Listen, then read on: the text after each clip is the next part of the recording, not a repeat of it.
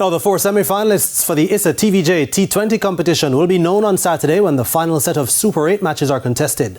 Last season's beaten finalists, Excelsior High, will take on many-time winners St. Elizabeth Technical in the feature game of a doubleheader at the Sir Pease Oval in Clarendon. The match goes off at 1:30 in the afternoon. Stets are leading the group with 4 points, while Excelsior are third on 3 points. A win for Stets guarantees them a spot in the semis, while Excelsior will be eliminated with a defeat.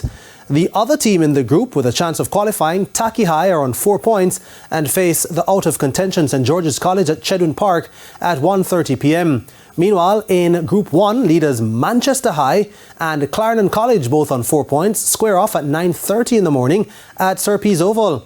A win for either team puts them in the last 4, while Kingston College and St. Catherine High can also book a spot if either team wins at Chedwin Park. Both teams have a point, but a win takes them to 4 points, and the net run rate will decide the second qualifier. The match goes off at 9:30 in the morning at Chedwin Park.